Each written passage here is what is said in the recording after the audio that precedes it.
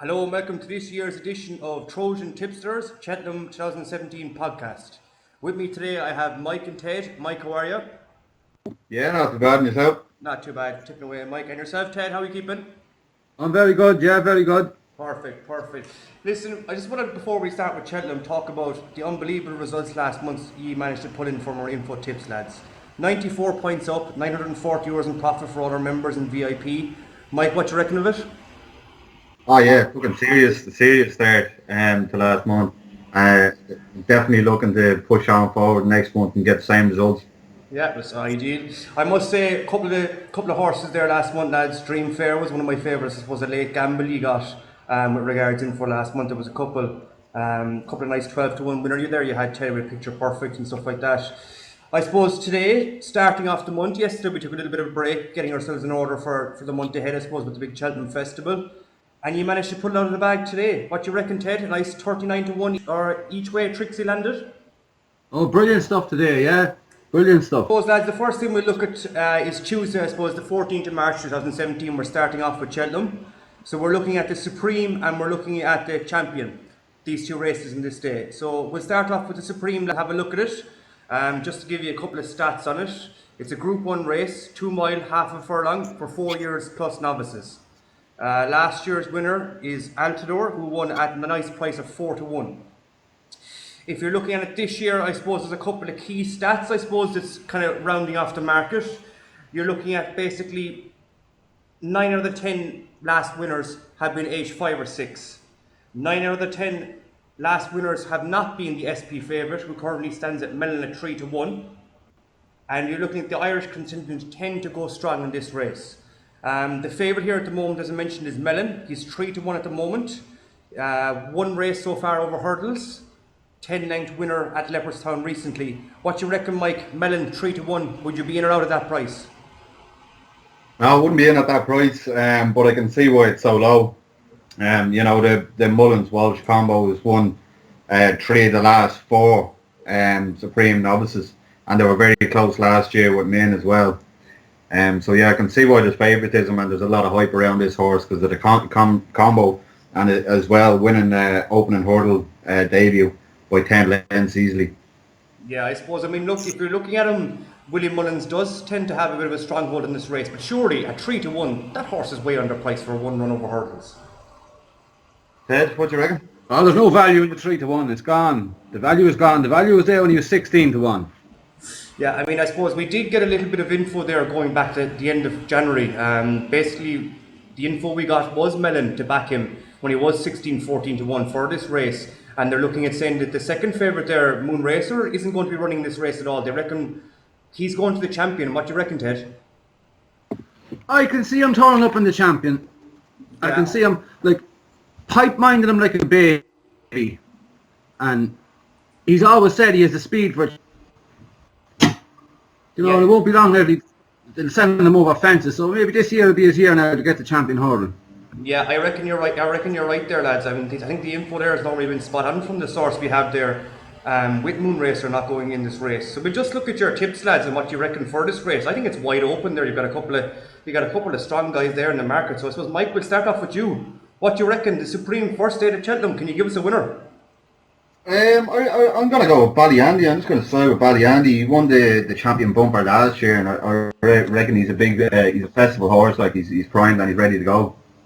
Yeah, I mean, I suppose. Look, I mean, the one thing with Cheltenham is previous course form is absolutely. Oh yeah, definitely horse. What price is he at the moment, Mike?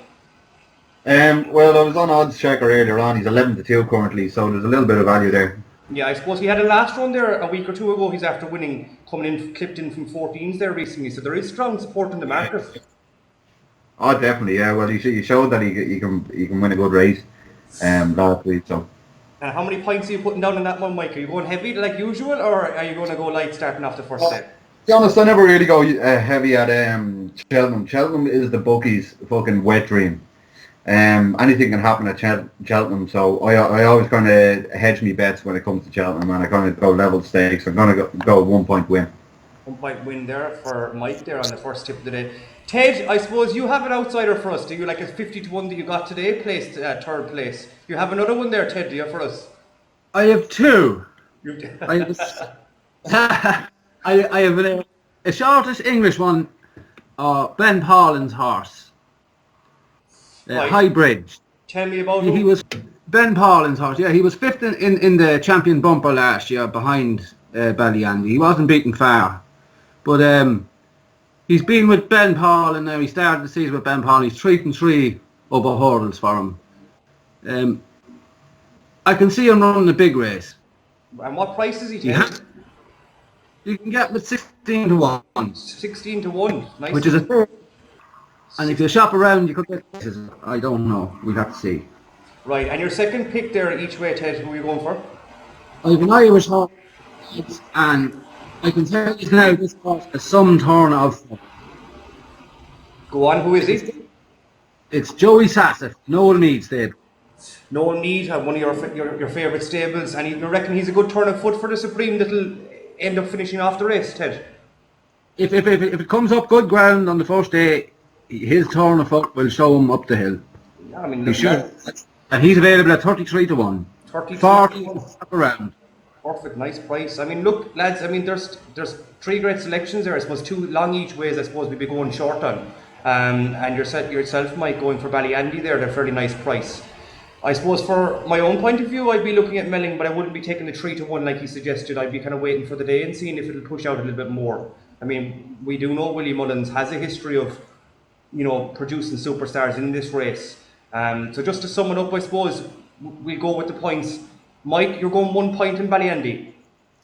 Yeah, 1 point Ballyandy, yeah. 1 point Ballyandy. Currently 11 to 2, Mike. Yeah, that's what I got latest on odds checker after. Perfect. And yourself, Ted, of the two, which one are you going to give us? I'd go a point each way on High Bridge. High Bridge. And if it's good ground, I go a half a point each way on Joey Sassa. Right, so if it's good ground, Joey Sassa, half a point each way, but if not, we're going to point each way on High Bridge. High Bridge. Lovely stuff, lads. Let's hope for a good start at Cheltenham and get ourselves off to a couple of winners. I suppose we've had a small look at the Arkle. I'm not going to mention it too much because we reckon we have a runaway favourite there in Altior that's going to basically piss the race. Ted, you might reckon you have a small outsider there at 33 to 1. I reckon that you reckon there's a good chance of following him home. I do, and it's one of 3 of Henry de Bromhead's runners. Henry has 3 entered, and it's the likely amount of Davy Russell, I fancy, and it's Ordinary World. Or He finished 8 lengths behind Min on heavy ground, which was a fair performance on ground he wouldn't have enjoyed or liked. He was stuck in it. On good ground at Leopardstown, he won on his chase debut with his head in his chest. There was no stopping him, and if it comes up good, I can see him charging up that hill. Fair enough, he mightn't get by Altio, but I can see him booking second. right, so you're looking at Ordinary World 33 to 1. Possibly to give Altior a challenge, but if not, to definitely get home in the places, Ted. I think so, yeah. Yeah, that sounds like a solid bet to me. What do you reckon, Mike? You'd support that as well? Yeah, bloody right. At 50 to 1, I'd be taking Ted's advice any day. Well, that was a nice winner today, Ted, and fair play. 50 to 1 came home there nicely today. But come here, lads. I reckon you've got some nice picks there for the first 2 races on Tuesday at Cheltenham. I suppose looking ahead, lads, to the second race we're covering on Tuesday is the Champion Hurdle Grade 1, 2 mile, half a furlong for 4 years plus horses. Last year's winner, Annie Power, unfortunately is ruled out through injury, which was a big blow, I suppose, to the festival. She would have been obviously at the top of the market if she had run. If you're looking at it now, I suppose you've got York Hill as the favourite, who is in a couple of bookmakers. Paddy Powers has her at 3 to 1. You're looking at Ladbrokes has 7s and Carl has 6s. So it's hard to know whether the horse is indeed going to run in that race or he's going to go towards the Arkle. The same, I suppose, with Nicholas Canyon. Again, William Mullins hasn't played his hand yet, so it's hard to call them. I suppose there's no point in really going into, is York Hill going to run or not? We're going to have to wait to see what William Mullins reckons with the race. My personal pick in that, you have a few there, you've Limony, you've Brain Power, that are looking fairly tasty. It's hard to call with it.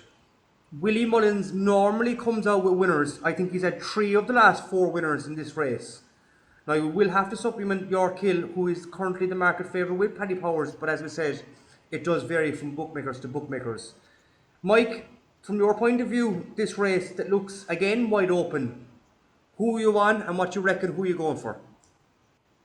Yeah, and this is the second one of feature races that again, the combination of Willie Mullins and Ruby Walsh has won 3 of the last 4. So like they've dominated the last few years, but I'm gonna veer away. Moncourt, currently at 6-1, so a little bit of each way value, but I'm going for the nose, a win on the nose. Petty Munchworth, very good form this year, Mike, I suppose, has won a few races this year, has improved steadily from the horse that he was last year. Yes. That 6-1 looks a very good value each way, I suppose. If you wanted to secure your money, make sure you're not gonna come up trumps with it, but I suppose you're good on the nose, Mike, you're that confident. Yeah, well, I think so. Yeah, well, it started showing signs of aggression when it fell at the third last and the fighting fifth at Newcastle. He was travelling nicely, and it looked like it was going to go on to win easily before falling. Then following race, then it went out and it won by 7 lengths, beating Nicholas Canyon. Again, it won by 7 lengths easily, which I thought was probably going to be the case in the fighting fifth as well. And then it went out to win then last time out by a length, beating Footbad. Yeah, last time out, he won by a length. Still looked fairly convincing, but Footpad finished fairly strongly in the same race, and that's why I'd have Footpad as a small each way wager in the same race. So you're looking at Petit Mouchoir as your main fancy, Mike, and then you think Footpad there. That's my win bet, but for people that like an each way bet just to cover themselves, I'd say have a small each way, and then Footpad would be kind of my bigger priced each way selection for the same race. Just how strongly it came up. Obviously, I'm giving Petit Mouchoir the respect to say it's going to go out and win, and Footpad almost caught it the last day out. So just based on that, I think that Footpad is going to be thereabouts as well. Right, I suppose, Ted, from the Supreme, I suppose the information we have, and you're very strong in this horse, I know. Moon Racer, I suppose, is your pick in this race, Ted, is it? Well, Moon Racer, yeah. He's my banker of the festival. Of the festival? Of the festival, he's my banker of the festival. Well, tell me why, Ted, tell me why. He stole. No, lads, like, the champion bumper he won, the form of that has worked out seriously well. Seriously well. I don't think there's a horse that hasn't won a race. He's been backed in massively for this race. He's now best priced, I think about 10-1 we're looking at, is it? 10-1, and you could have got 20-1 on them. 25-1 on them was available. Well, that's, look, I mean, I think... He's gone into 10 now. If you're saying this is the banker, Ted, I think the pipe yard did mention that he had a severe turn of foot, and they always fancied him for this race, Ted, didn't they? Did indeed, and he handles the track well. Like, he beat Ballyandy in the Supreme trial, but the speed, the turn of foot he showed on the hill, like, you'd have to go champion with him. Yeah, I suppose I would agree with you there, Ted. And again, our information is telling us that since the end of January that we gave out to VIP members, that indeed he is going champion hurdle. We've got three picks there if you want to have a look at it. Mike, you're going Petit Mouchoir win on the nose at 6-1. At 6-1, yeah. Yeah, and you're going in also a small each way play. You reckon Footpad will have a part to play in this race? I do, yeah. Footpad is 25-1 currently with Coral. Coral, yeah, I mean, it looks a good price considering the last day he did chase home Petit Mouchoir and he was close enough to get into him. He finished strong. He finished very strong. Hadn't previously won a couple of good graded races there, Footpad. Ted, you're sticking with Moon Racer as your banker of the festival there for on Tuesday. Moon Racer currently best price 10-1. How many points are you giving, Ted? Just 16-1 there, Aidan. I'm just after checking it there. He is available at 16-1 with Labrooks. Okay, well the prices do change. He said we're subject to price change. But I will just mention briefly, we're not associated with any bookies. So if you go onto the odds checker, you will get your best prices. We're just quoting. I'd just like to mention that Moon Racer, he's a banker whichever race he shows up in. So you reckon if indeed they decide to show him up in the Supreme, you reckon, Ted, that's an all-day banker? An all-day banker, and the champion hurdle, he'll win that. He'll win whatever race he goes in. Yeah, and again, Ted, I've heard similar information about the horse, and I think that does probably sum up what a couple of people are saying, that this Moon Racer is a serious horse and he's a lot of potential there to win this race. And to be honest with you, lads, I'd be siding with Moon Racer as well myself. So I suppose in summary, Mike, you're going Petit Mouchoir, 1 point win at 6-1. You're going each way then on footpad, maybe half a point each way on footpad at currently 16-1. And Ted, how many points you lumping down on this Moon Racer? I'm going 3 points win. Oh, I like it. At 10-1, you don't even want the each way, Ted. You're so confident you want to straight up win on this horse. He's a bank at 3 points win whichever race he goes. 3 points win whichever race he goes. Well, there you go, lads. A couple of fantastic tips and information there for Tuesday at the festival. I honestly can't say, lads, I'm so excited for this year with the amount of information we've got. I'm pretty sure we're going to come home with the bookies' money this year big time. What do you reckon, Mike? Well, that's the plan, isn't it? What if you didn't want to come home with the bookies money? Oh, I suppose. Look, Tuesday is always a tricky day. I've had a couple of good flutters down the years. I remember Menora there. I think it's 2012, 2013 at 7-1. Paddy Powers had done a nice little money back to the SPFA, but he managed to come home. It's a tricky day Tuesday, lads. I wouldn't be going too heavy with all the pot, but we reckon we've a couple of nice selections there that'll come home for us and secure profit for Tuesday. What do you reckon, Ted? I think so. And lads, one last note I'll mention is in the champion hole prize entry, and that's Jeski. I can't see why they put him back to 2 miles after he beat Hurricane Fly over 3 miles at Punchestown. They brought him back over 2 miles and he ran on heavy ground the last day and Tombstone beat him. But I think on good ground we'd see a different Jeski. Yeah, I think Ted, has he a couple of entries in the festival? He has, he's in the stairs and it's a surprise entry he has in the champion hurdle. Yeah, to be honest with you, Ted, I'd personally see him going for the stairs. As you said, he has stepped up to 3 miles and produced the goods. I suppose last time out against Tombstone was very disappointing. There was a lot of money down for him that day, the previous Saturday, a lot of money down for him, and he didn't produce the goods. I'd say he's going 3 miles, Ted, is he? It's hard to know. I wouldn't read too much into his last run. That was heavy ground. Yeah. I suppose the question is for the champion hurdle, which, personally I think Jeski's not going to go in it. I'd say he'll step up the 3 miles and stay there. He's best off at that. But Ted, on your banker of the week, if Jetski is to square up against Moon Racer in the champion hurdle, your money, who's it still on? It's on Moon Racer. You're that confident, Ted? That confident. Well, I'd even go Moon Racer 2 lanes. But that's good to hear, lads. I mean, look, that's some fantastic tipping for Tuesday, and hopefully we'll pick up a good few winners. That's a big past Petit Mouchoir. which I personally don't see. Well, you finish it second by 2 lengths. So we're going over or under by 2 lengths on Moon Racer. Is that the way we're going, lads? I think so. Look, lads, that's footpad is small each way, and we've got Ted's banker to meeting. To our members, by the way, we were not nervous about doing that. You have 2 lads that don't drink sitting here getting pissed as far as. We won't discuss about drinking now, lads. There's been a couple of nights out the last month. If you catch me for Cheltenham, I'll be back in the arena there, I'd say, again, having a few pints. I have 2 weeks off for Cheltenham, yeah. But anyway, lads, that's some fantastic chip in there for the championship hurdle. We've got Petit Mouchoir for Mike. He's going 1 point win at 6-1. We've got the banker of the meeting from Ted accordingly. Moon Racer will not be beat. He can turn up in any race. Maybe possibly even the Gold Cup that he's not even entered in, he could turn up for. And he will definitely win, reckons Ted. Ted, spot on, Ted. Great tip. I reckon I'm with you on this one, Ted. Moon Racer all the way.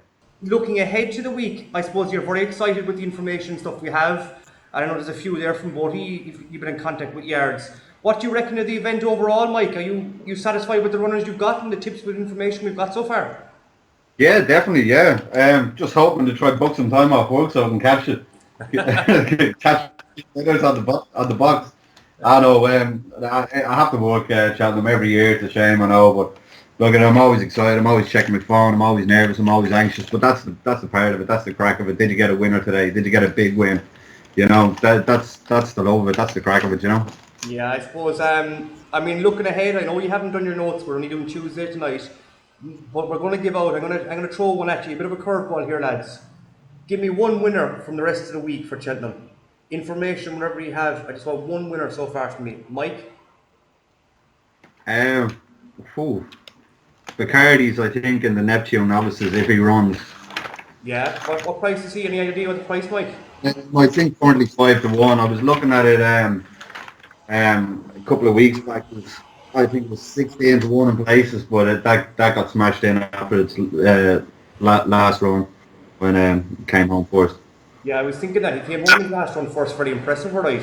Bacardi's for the Neptunes at 5-1. You'll be having a clip of him, Mike.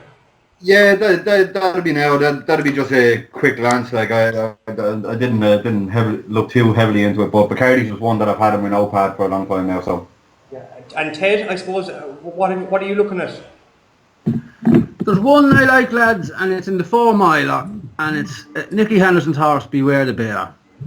I think this lad is a class act, and he'll stay and he'll gallop. What price? Any idea what price he is, Ted?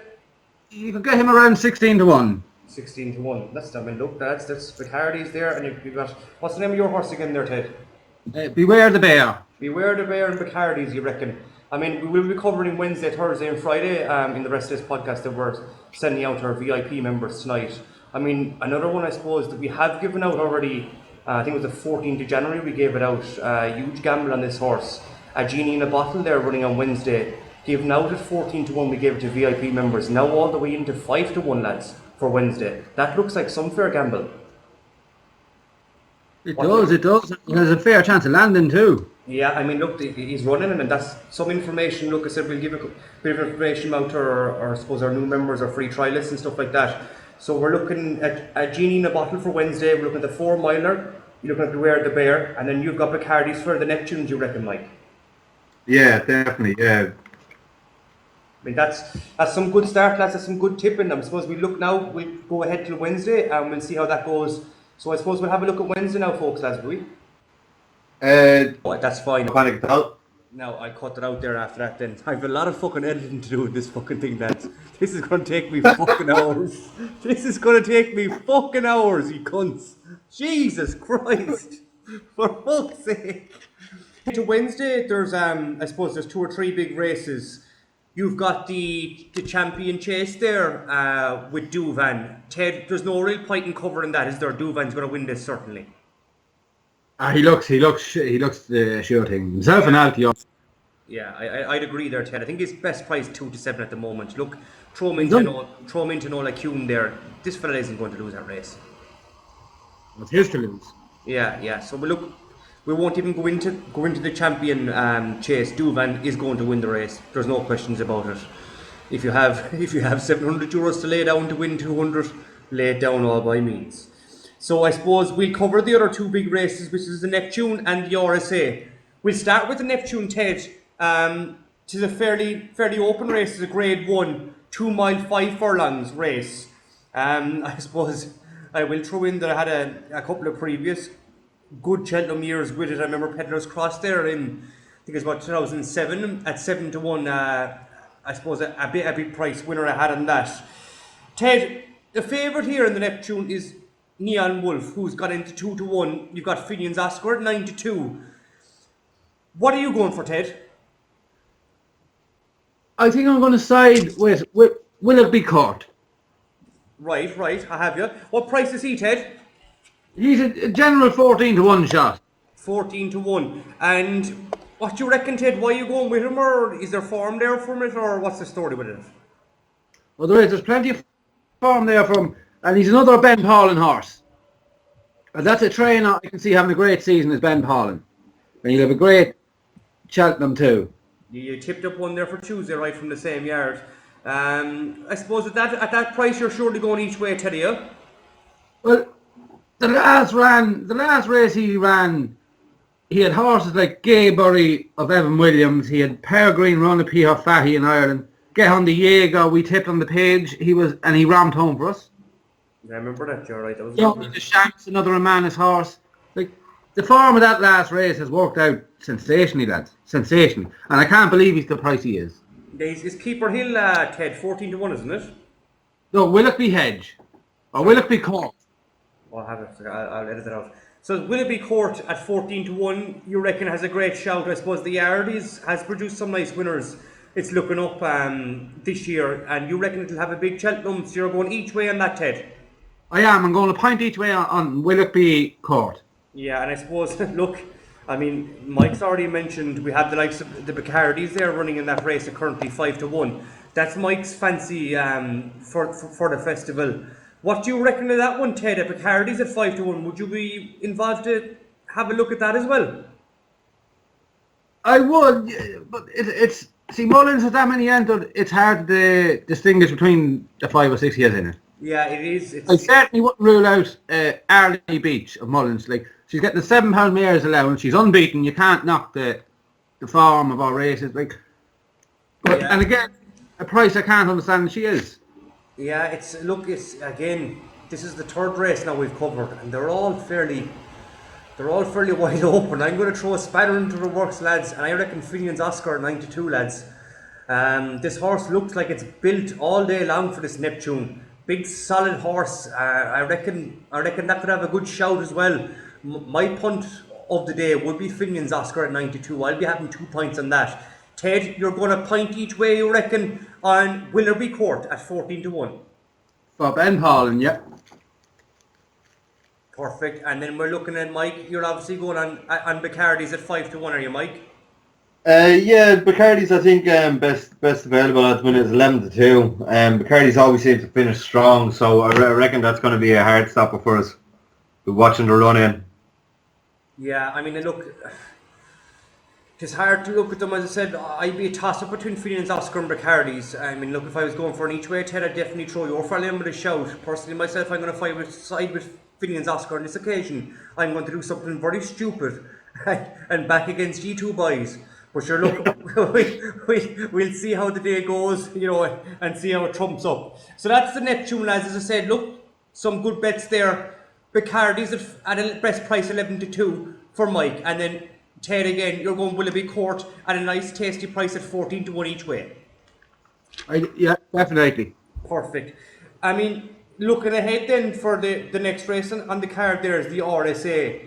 I mean, it's a big race. I mean, you've got previous winners, the likes of Black Ian won it last year at 8 to 1. You've got Faheen's won it before 3 to 1. I remember I think I had a bit of an old tilt on that. You've got 2 solid favourites at the moment.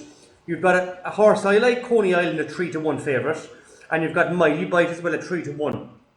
Ted, we've a bit of information for this race, do we not? For the RSA. The RSA, Ted. Single fair payment. Well, single farm payment of Tom George's. Yeah, I got word from the that this is his Gold Cup.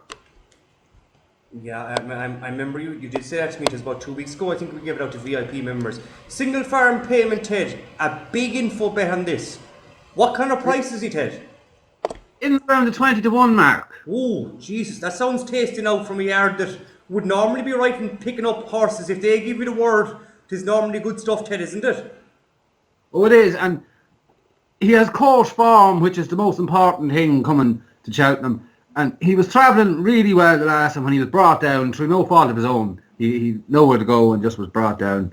But this is the race to him. They were hinting and humming with handicaps, but this is the race he goes.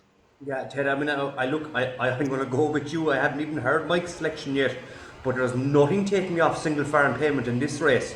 You did get word for it about a week and a half ago, 2 weeks ago, and gave it out to the members. I think this horse, if the yard reckons that this is their race and this is their Cheltenham, then my money is down, Ted. I'm going heavy on this. I'm going 2 points each way, Ted. What are you going? I'll go the same. Yeah, I think we've a winner there, Ted. Mike, you reckon you've something against us here? I very much doubt so, but I'd like to hear it. I'd like to hear why, Mike. And I'm actually going against the form book here. My lad doesn't have any course form at all. That's ideal, Mike. No Uh, course form. last year he finished 13th of 14.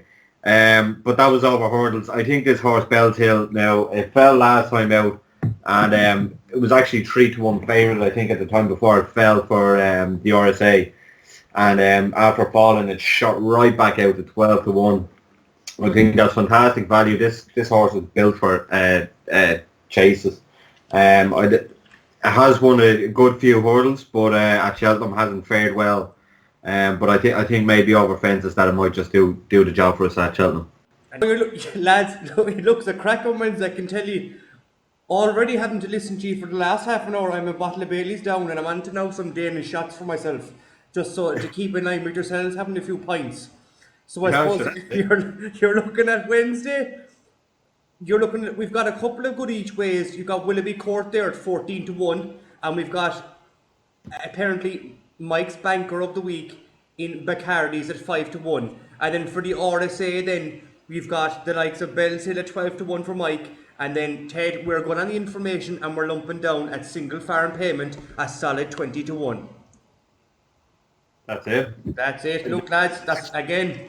Actually whispering to Ted there while you were doing your interview there. Single farm payment is available at 33-1, just for those members that like to shop around for a decent fucking few odds. Again, as we mentioned previously. But not affiliated. I know. I just want members to get best odds available. You know. Like other tipsters, we don't get paid to give bookies prices. We're not into that game at all. We're only into picking winners. Isn't that right, Mike? That's it. That's the one, man. I just want members to get the best prices when they're picking their winners. Well, again, when we're quoting prices on this race, we're using different websites. But the best odds, again, you're going to find Odds Checker, Mike, is the best one to use for Cheltenham. You're getting an array of selections there that you can pick whichever one you fancy with regards whoever has the highest places. When I'm putting out my tips, it gives you every bookie's prices at the time that you're looking. Essentially, it's a live tracker on best odds available. Yeah. I mean, look, any winning gambler that wants an old best price guaranteed is going to use Odds Checker. Again, we're not affiliated with Odds Checker. There's no few pound coming away from them bastards, but we'll throw them mention them. If they are listening to this podcast and they want to sponsor us a small bit, we won't begrudge a few pounds, as you tell. So that's a shout out there to Odds Checker, lads. If you fancy an old sponsorship of a tipster service, you might give us an old shout. Tag them in the fucking link to this podcast. Yeah, I'll tag them there in the link, alright. I suppose, look, we're going to cover, every day we'll be covering all the races in depth. We'll be doing a further podcast, I suppose, for exclusive VIP members. I know my gamble on Wednesday, the info we got from 14-1s at the 14th of January got into 5-1s now. Again, I've mentioned them. If this horse doesn't win, lads, I'm going to be a very unhappy bunny because I've got a lot of money down at 14-1, now into 5-1, a genie in a bottle. I suppose looking ahead to Thursday and Friday, we'll be hoping that we're guaranteed that there's money in the bank from rinsing the bookies already from those few tips. I suppose now's the time on Thursday and Friday, Mike, to start maybe looking at what profit you've got, where you're going to put your next few pound, and where you can maximise the profits from Cheltenham. The one thing that we always tell our members is stick to the points, stick to level stake, and stick to the plan. If by Thursday we're up a good few pound, don't get carried away, don't lump, don't lose the whole lot, don't give it straight back to the bookies. That's what they want. We want it to stay in your pocket, and we want you to spend it. Essentially, just stick to the plan, keep level-headed. Yeah, that's my advice for Cheltenham anyway. Yeah, I mean, look, we found that out with I suppose with February, with members. We always advise members, look, safe betting. Don't ever bet what you can't afford, and it's all about sticking to the point. I think we've already touched on the most important thing before, and I think you all both agree with me. And I think all our VIP members will agree with me. If a tipster service isn't doing a point system, they're only fooling the public, because you could be down 6 days out of the week, and on a 7th day they'll throw up there into their page Massive winners today. But sure, if you're backing the horses every day, you're going to be down a fortune. Yeah, I mean, look, we won't discriminate against all the other tipsters. I mean, they're all shite compared to 94 pints a month winners. but, Just but, but just that fella in particular did, I suppose, pick a little nerve there. Look, again, we're all in this for the one thing, and that's to pick the winners. Look, as I said, we've told members from the start, follow the point system. That will get you up. You will have a lot of good days during the month. You will have some alright days and some small lost days. But the most important thing is you follow the right tips of service. They give you the information. They show you the results, which is the most important thing. They show you every horse we've backed and show you the results and say, if you stick to these points, this is what you've won this month. And I've seen tipsters give out 94 points in a year and say that's their solid year's winnings. But we did that in a month, lads, last month. So look, fair play to you. Now we'll move on to Thursday, will we not? Oh, sure we will indeed. Now, lads, we're on to Thursday. I suppose a couple of cracking races on Thursday. The two races that we're going to focus in on tonight is the Ryanair and the Stairs Chase. We'll start off, I suppose, with a very prestigious race that's underrated by many, is the Ryanair. I suppose there's a couple of good horses in this, lads. The favourite at the moment isn't going to run in Duvan. We know that. It's 5-2. You've got Un de So, it's 7-2 at the moment. That's going to end up the favourite. There's no doubt about it. That horse will run in the Ryanair, and I'm tipping it to win. What do you reckon, Mike? The Ryanair on Thursday, where does your money down and why? For the Ryanair, I've got two picked out for the Ryanair, basically because I'd like to see full confirmations of runners at the minute. I've got Size and John and I've got Outlander, but I could do either of them the same for the Gold Cup. My money would be on Size and John first in either of those races. Yeah, I mean, I suppose, look, we did give Size and John out as information for the Ryanair before it ran last week, which I hit a good lump down in, I can tell you, because I reckon this horse is a sure thing for Cheltenham. But it's probably not going to run the Ryanair, am I right, Mike? Because the performance the last day and the win that it managed to put together, it's going Gold Cup, surely. I think it's Gold Cup bound myself. Yeah, it's 11-1 in the Gold Cup. It does have good form going in. I just think it's the one to beat, to be honest, and I think it actually favouritism should be shown more towards Size and John than on the show. Yeah, I mean, look, lads, we gave the information out to VIP. Size and John for me, like Ted said about Moon Racer earlier on, Size and John's going to win whatever race he runs in. So my money will be down on him. I suppose there's exactly. That's why I have him down in both races, either the Ryanair or the Gold Cup. He's going to be thereabouts. That was a fantastic ride the last day out. Just waited patiently. Wait for the other horses to tire and just pounced. Yeah, I mean, look, last year I remember Size and John. The race escaped me now, but I do know I had a few pounds. It was 8-1 last year. Came second. I think it would have been Tuesday or Wednesday ran. And again, a solid horse that I reckon is a certainty for either one to win. I suppose, Ted, looking outside of Size and John, who possibly mightn't run this race, you've got the likes of Un de So, you've got Empire Dirt, you've got Justice Hill, you've even got Jack Adam, I suppose, probably not going to run this race. But what do you reckon, Ted, for the Ryanair on Thursday? Where's your money down, and are they definitely going to run? Un de So. Are you sure? At 5-1. Sorry, apologies. Jesus, 5-1. Just giving away that price. 7-2, lads. Un de So present. I think I can't see Anton putting a glove on him. But the only thing that'll beat him is a fence. Right, well, I suppose he started off the campaign. He had a couple of poor performances. If I remember, he was beaten there in odds-on favourite at the start of the campaign. But the last one or two runs have really showed him to get back to form, I suppose, for the yard there. At 7-2, he's likely to go favourite with Duvan putting out Ted, isn't he? Oh, he will. And I suppose you wouldn't be getting the price 7-2 when Duvan pulls out. And this is it. You need to act now with Duvan with Un de So, because when Duvan comes out, Un de So is straight slot in favour. Yeah, I'd like to agree with you. If I was to decide between the two and the Ryanair, my money would be down in Size and John. But I don't reckon he's running. And Ted, I'm sticking with you. 7-2 on Un de So. That looks a cracking fucking price to me, lads. It's a steal. It is, honest to God. You wouldn't see that at any other time of the year. It's just the way the race is worked out, and you're not sure who's running where. And he's ended up probably going to this race. That's surely a good bet for an AQ. But look at lads, the only horse to beat Undeso at Cheltenham was Sprinter Sacre. In the He wasn't a bad horse, Ted, was he? No. You pull a cart anyway. I think I got a couple of place bets up in that Sprinter Sacre, right, if I remember correctly. He wasn't a bad old horse.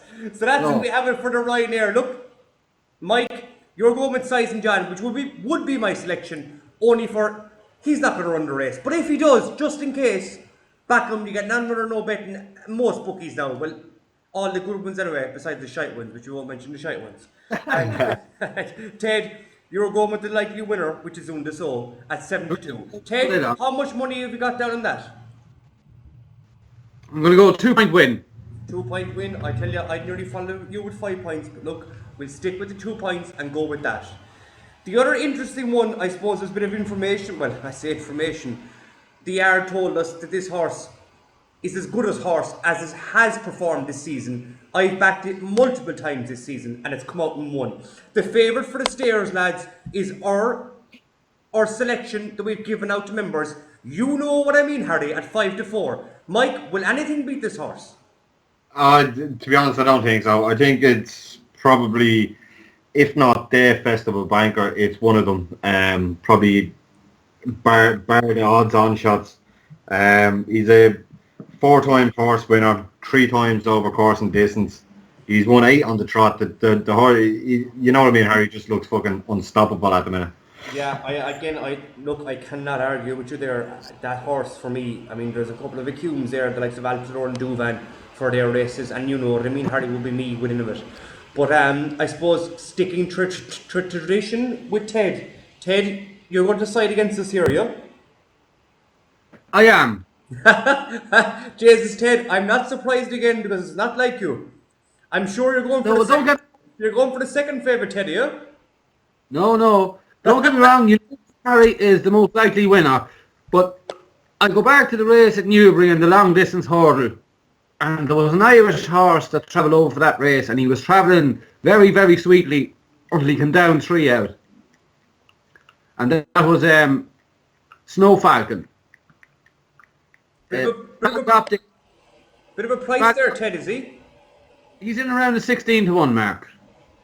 And you reckon he's a good shout of any at coming home in this stairs race? You do the stairs hurdle.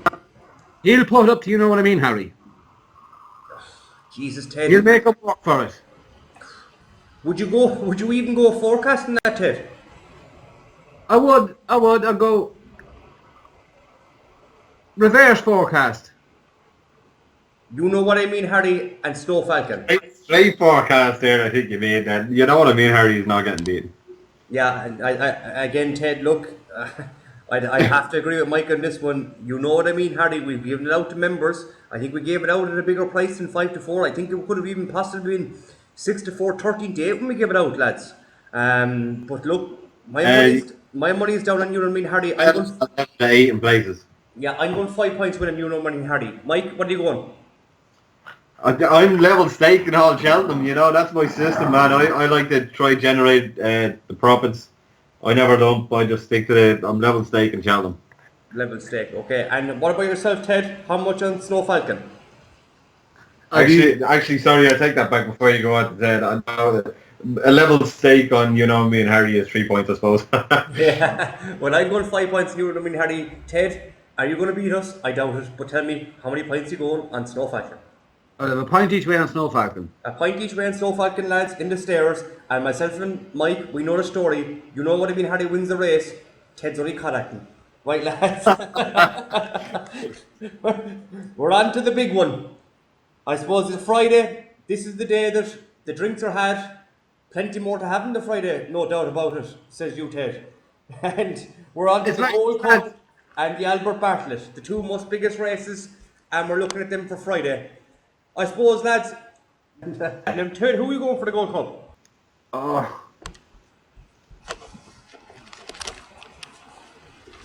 Go with a cunt that runs anyway, that's the most important thing. Theatre Guide, 100 to 1 each way. Huh? Theatre Guide, 100 to 1 each way. What's the name of the cunt? T-shirt guys. Theatre Guide. Theatre or t-shirt? Theatre, like something go to watch fucking... Theatre guy. 100 to Theatre 1. Guide. 100 to 1. This is it. Fucking, is the Langer slagging your accent? Huh? Fucking Limerick Langer fucking slagging accent there. Right, so you got the Gold Cup there. What about the old Albert Bartlett lads, huh? I know, that was only a joke, Aidan. That was only a joke. Oh, sure, Ted. It looks a solid bet to me. No, No, I'd have fucking... if it's anything like my last tip, fell in the last time out, no form over course and distance. It's fucking ideal, you could say. Banker of the fucking season. I was going to tell him me banker. And Ted Johnson, no. Fuck's sake, lad, I tell you, Belltill has got a piss in. Right. Right. I'm on Native River for the Gold Cup. Or Native River, right. Who are you going for the Albert Bartlett, lads? I'm on Monolith. I'm on Penn Hill. Is that the right race? Yeah. Podcast. I'll try two things. First of all, I'll try and stop saying the word suppose in the podcast. But second of all, we'll go on to the next day, as we previously mentioned, as I've already said a million fucking times. We're going on to the Albert Bartlett lads on Friday. This is the second of the big races, I suppose, on Friday. You've got the favourite there, lads, on death duty, a Gigginstown horse. Couple of previous wins, hasn't won much, hasn't beaten much. But she's 9 to 4 at the moment, lads, for the Albert Bartlett. Tis gone in from 5 to 2. You've got Holstone at 6 to 1, West Approach 6 to 1. Bacardi's isn't going to run, but you've got Augusta Kate then at 8 to 1. Mike, the Albert Bartlett there on Friday. What are you going for? And how many pound have you down? For myself, I'm going with Holstone. Only one of 3 horses in the race with a course win, and he's the only horse in the race with a course and distance win. And not only was it the once, it was the twice. His last 4 races were all at Cheltenham, and won 3 of them. Right, so he's good. He's good form. So, Mike, is he Holstone? Good form over.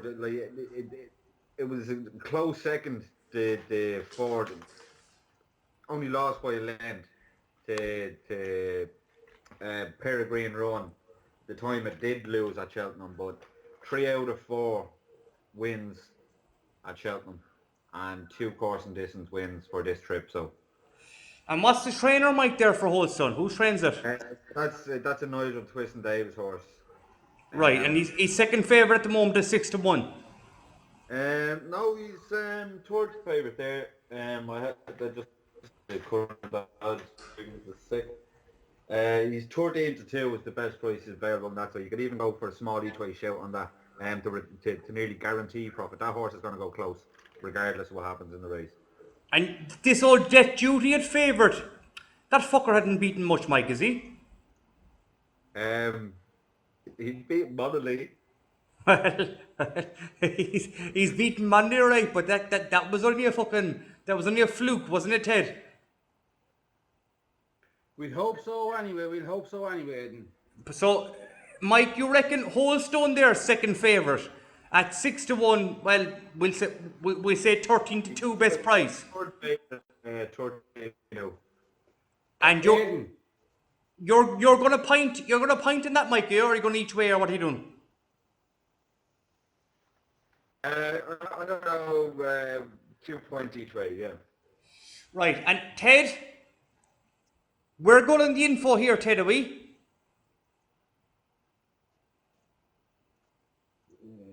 Yeah, we're going the info now, Aidan, on Monolith in this race. Right, Monolith now is 10 to 1. It's 10s in from 25, and we've been told Monolith's been put away from this race. And didn't we give that out at 25 to 1, Mike? Or sorry, Ted, didn't we? We gave this out after the last day. last day Monley in a find that GP on heavy ground and we were told Henry the Bromhead was putting Monley away for Cheltenham. And if he goes in from 25 to 1, Mike, or sorry, Ted, into 10 to 1, they've obviously, they are have a bit of a few pound on this, don't they? Oh, the money have it down. The yard is the money down. There's a couple of other runners there in that, lads. You've the likes of Augusta Kate. I hate that fucking horse. And you've got the likes of World End, and you've got Penn Hill, I suppose won't run this race.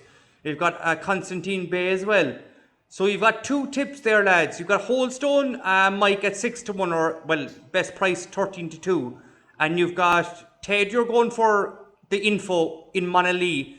'Twas best price 25 to 1 when we gave it out, but it's 10 to 1 at the moment. Ted, how many points would you reckon you're throwing down in that?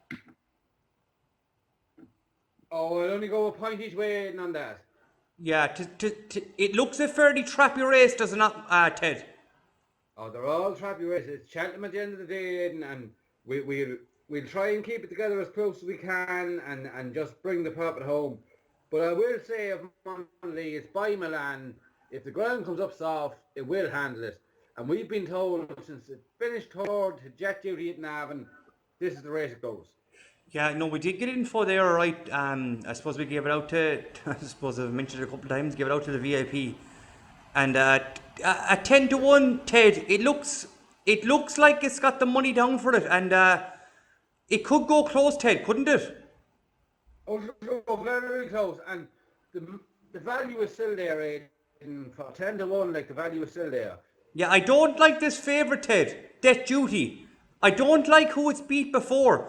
It's got a couple of wins underneath its belt. I think Jack Kennedy was riding it the last time for Gordon Elliott, but it hasn't beat much, Ted, is it? Hold on, lad. Sorry. We're gonna have to pause it. Now we'll go again there now. Ted. Yeah, no bother. Ted. Yeah. Death Duty the last day did beat Monley. I think Monley came second to Death Duty the last day. But you reckon that Death Duty, he didn't perform all that well. You reckon Monley will come on and produce the goods this time at Cheltenham?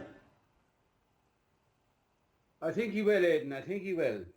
And I suppose at the price there, Ted, you're looking at Death Duty 9 to 4 and Monley 10 to 1. There wasn't much in them the last day, Ted. And with Monley at 10 to 1, it's surely a good each way gamble, is it not? Oh, it has to be. And we were told the last day that Henry was putting Monley away. He was putting him away for Cheltenham.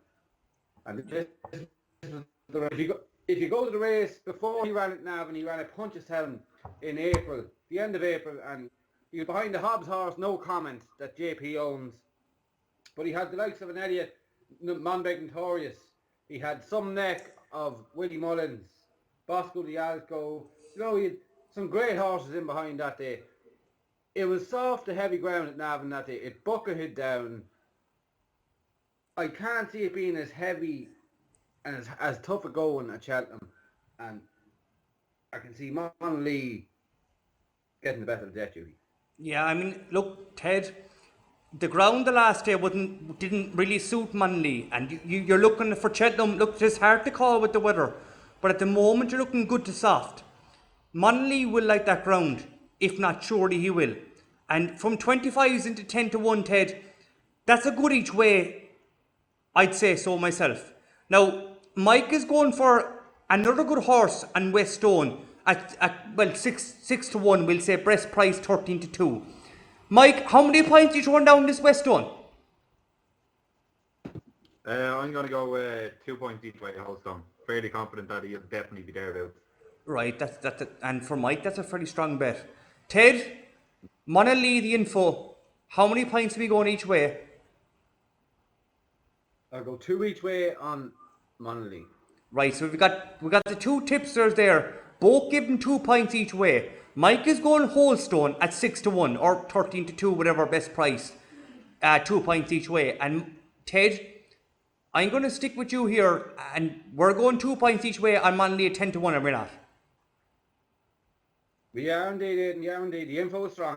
Yeah, I reckon you're right there, Ted. The info is fairly strong there from the yard.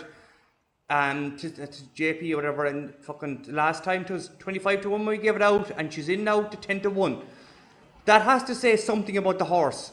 They do fancy it for the race. It's a difficult race, lads. I mean, you've got the likes of Augusta Kate. I'll be honest with you, I won't back it because I backed the cunt before and he let me down.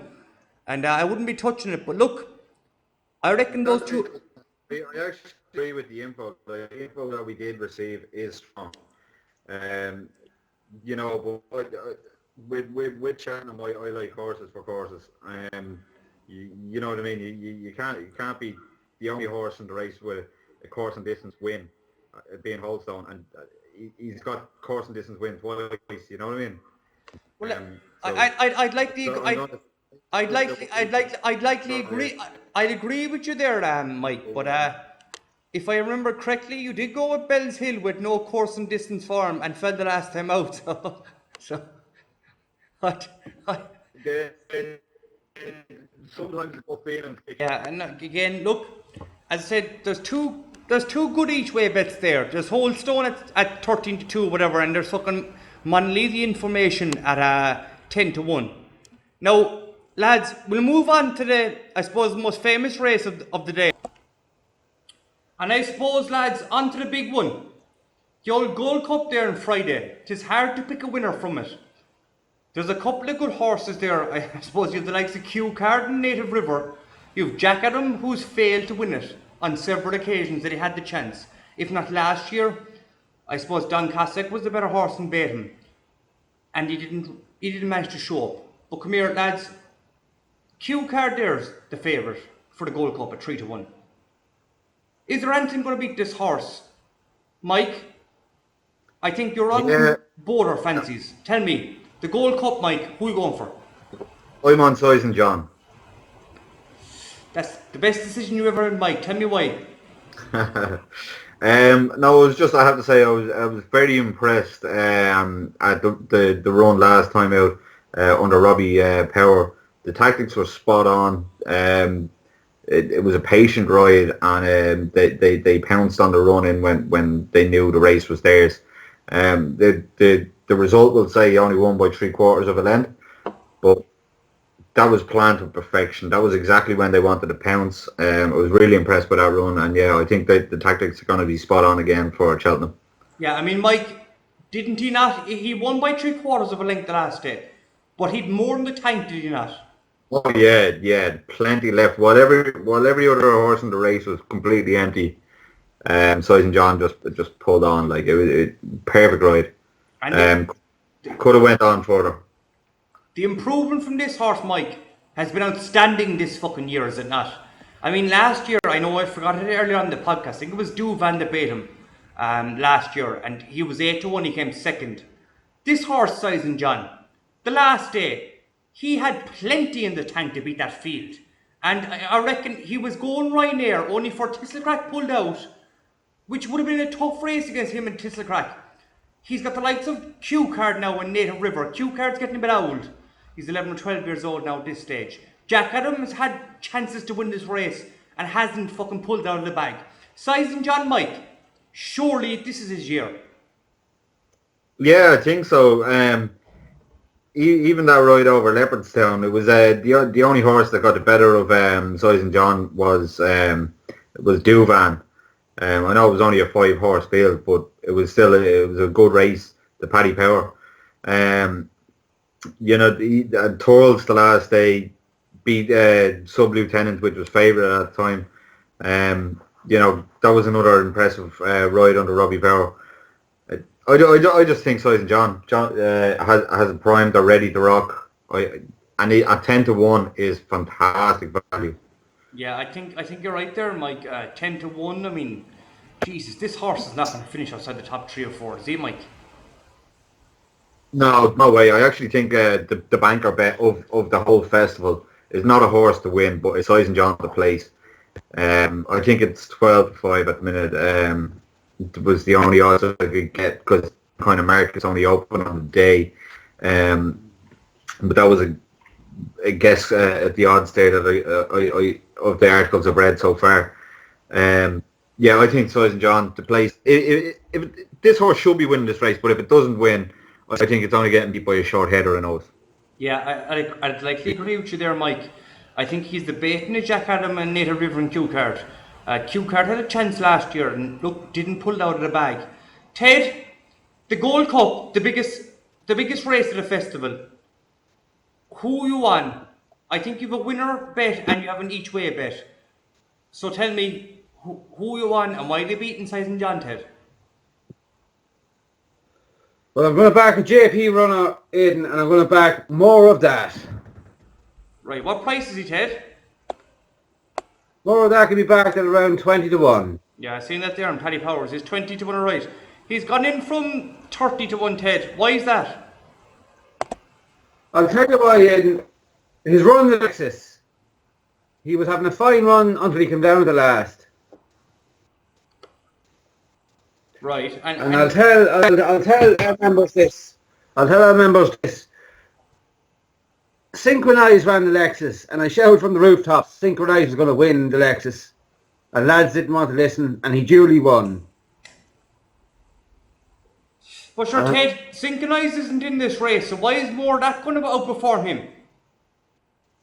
It's the same connections, it's the same route, lads. And you reckon he'll beat Q Card, Ted, do you? Well, he'll beat Hall, Aidan, he'll beat Hall. I don't know, Ted. I mean, look, you've had a few gambles landed last month, I suppose, in the old VIP group. But this more of that, Ted. Tis a hard one to call, and you reckon each way is a good shout. Horses for courses, lads, horses for courses. But sure, didn't Mike give out a good tip there, horses for courses? No form over courses and distance, and fell the last time out. It was a Bell's Hill, Mike, was it? I'm telling you, that was a gut feeling, and that's probably the biggest winner I'm going to have out of this podcast. Well, so Native River ran the 4 miler, and who beat him? it wasn't more of that, Ted. It was more of that beat him. Fuck Was it. that the festival, Aidan? Was that the festival, Aidan? It was. So look, I'll tell you this. More of that has a course record, right? He's had 6 runs at the track at Cheltenham.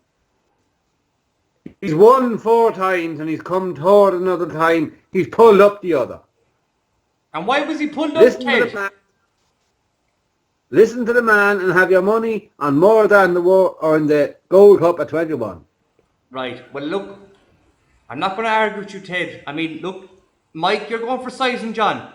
He's 10 to 1. I suppose you're going to point each way, Mike, yeah? 2 points each way, please. So It broke up a small bit there, Mike, but we'll go again. Tis 2 points each way, so Mike, on Size and John at 10 to 1. 2 points each way for me, Size and John. And I'd also go 5 points on Size and John to place when the place market's open on the day. Okay, that sounds like a good bet, though, place bet. Ted, more of that, 20 to 1. How many points? 2 points each way. Right, but I'm going to throw a spanner into the works here again. As I previously mentioned, I'm going Size and John to win at 10 to 1. I'm going 2 points in that. And a horse that I fancy, lads, has 1 or 2 poor performances this year, but I reckon it'll come good. Bristol to Mile, lads, 20 to 1. I'm going to point each way on that as well. Bristol to Mile, Ted, what do you reckon of that? You won't put a glove on more of that. Ted? I'm checking there now. What? Because lads, you're pros. You're pros at this game. I don't know what's going on here now, Aidan. You're fucking pros, I can tell you. Fucking pros. Right, what are we doing with the World Cup? I keep calling the World Cup, huh? Because that's what it is. Who are you backing in the World Cup, Ted? Huh? And how many points have you got down?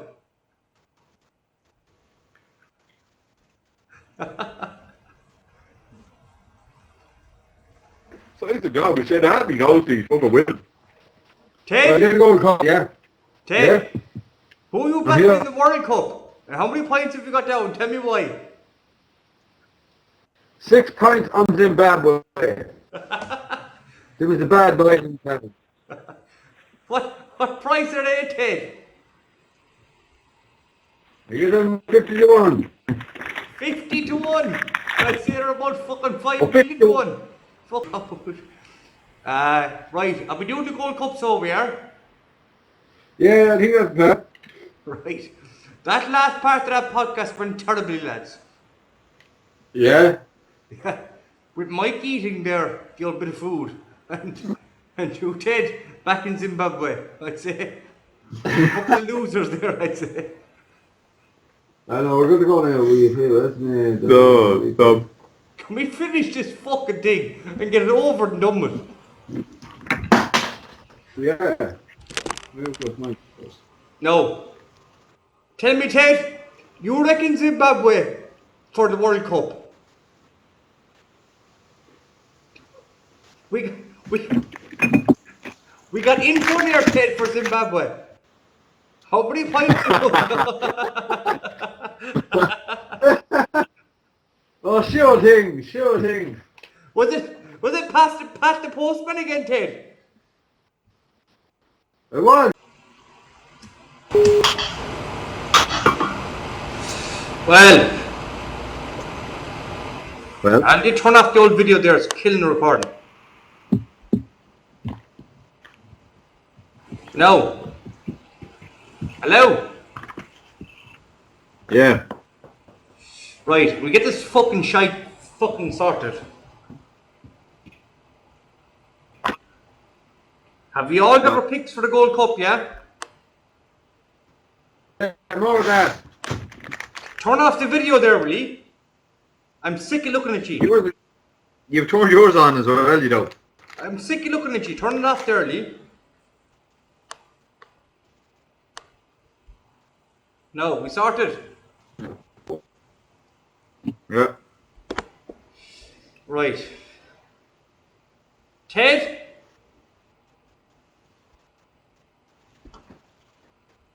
I can't hear a word you're saying. I said, yeah. Right, we sorted, so Mike, can I hear you? Yeah. Ted? Yeah. Right, can we stop eating so for a minute?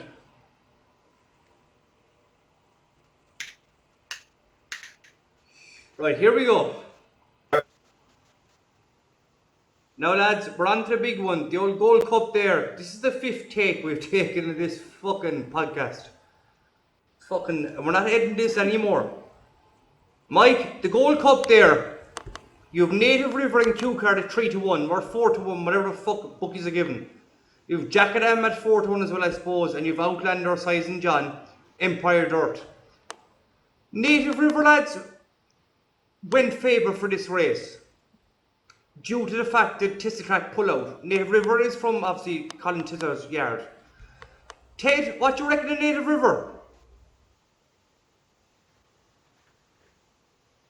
He gave as good a chance as the rest of the maiden. You know, like, I was impressed with Neil River in the Denman race last time out, although he was up against 3 rivals, and in fairness now, Lemercury got the form down the weekend. But Native River, what impressed most, he was faster over the last 3 fences and up the home straight than he was in the whole race. So he still had plenty of petrol left. Is he diesel or But the petrol? hell, you know, Is he diesel or petrol, Ted? I say he could be double diesel laden. Sure, look, it's cheaper diesel, alright, in fairness. It's better price diesel. I mean, we're not sponsored by any car company, but if you were, I suppose four diesel would be with the way we were going. We got a few pound there out of odds checker there at last, didn't we, lads? For Native River at the moment. No, I'm saying we got a few pound Which out of one odds is- checker. Oh, yeah. The lads got in contact there. Thanks very much for the podcast. He's already shooting the fucking down. So, Was it 5 or 10 grand they gave us, Mike? It was actually 15. I just gave you for that, but So what you're saying is you're robbing me of 5 grand, Mike? Is that what you're saying?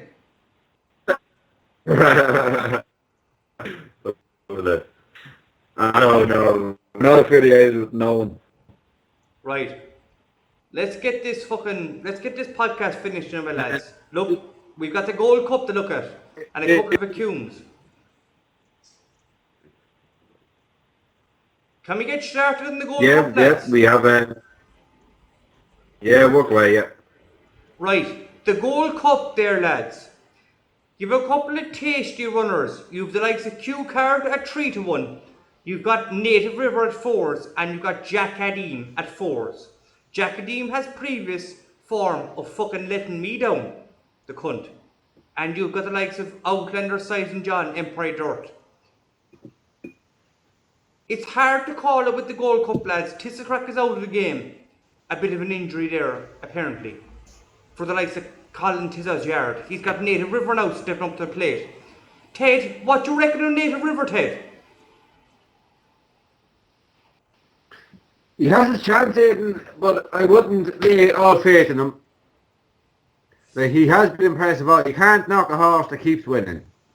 Yeah, he has won a few. He has won a few, Ted, hasn't he, this year? What do you reckon at 4-1, Ted? I don't think the value is there. I think the value lies elsewhere in the race. What about Q Card, lads? I mean, this fucker's, 11, 12 years old? He keeps performing on the day. I mean, look, the last time out he won against no horses. He made him fucking run against himself. He still would have fucking probably won. But it's hard to call it with Q Card, lads. Is he up to the game this year? Mike? It's a tough one to call. I think Q Card is a very impressive horse. Obviously, £1 million, over £1 million in prize money earnings speaks for itself. You know, it really is a hard one. Everyone thought Tisselcrank was a festival banker till it was pulled. And don't forget, Q Card was only beat by 3 lengths.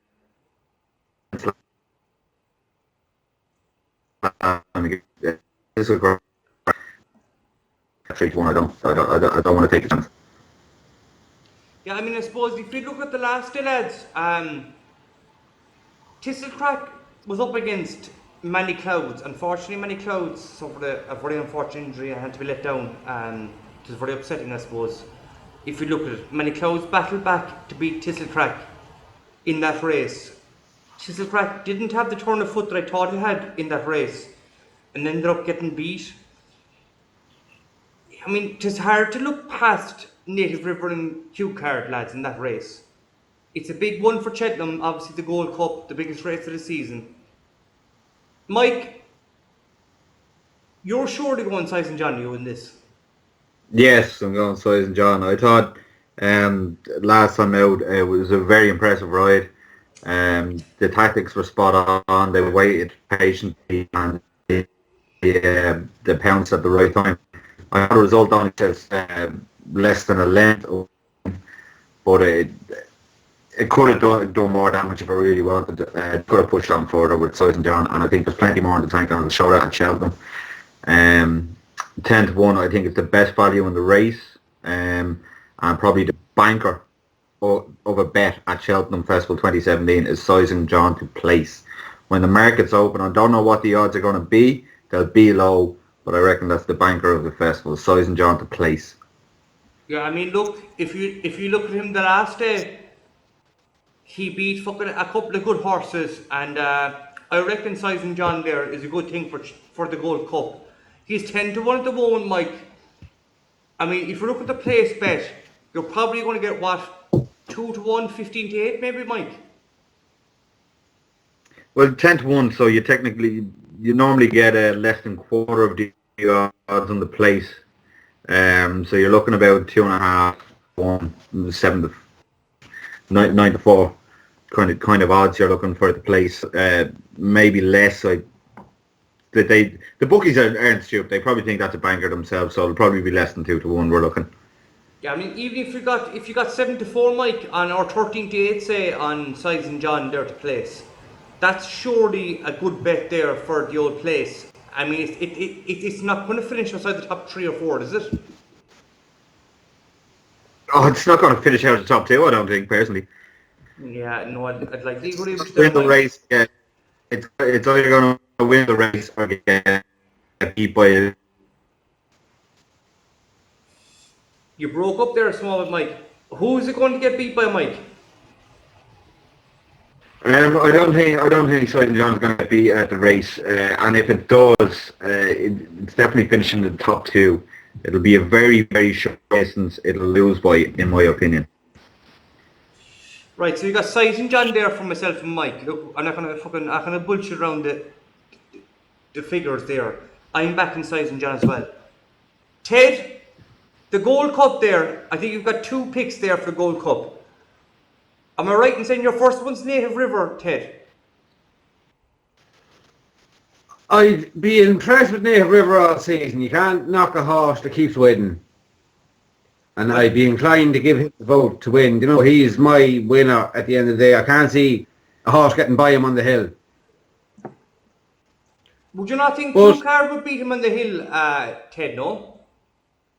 well, Q-Card will have to draw alongside him, Maiden. I can't see that happening. I mean, I suppose Colin Tizard will be good out for the win, obviously, with the likes of Tisselcrack getting injured, and he's obviously looking for the win in the Gold Cup, the biggest race, I suppose, of the season. But Ted, if you're looking at Native River, and you're looking at the likes of Q-Card and Size and John, and you reckon he will possibly go better than them and win the race, Ted?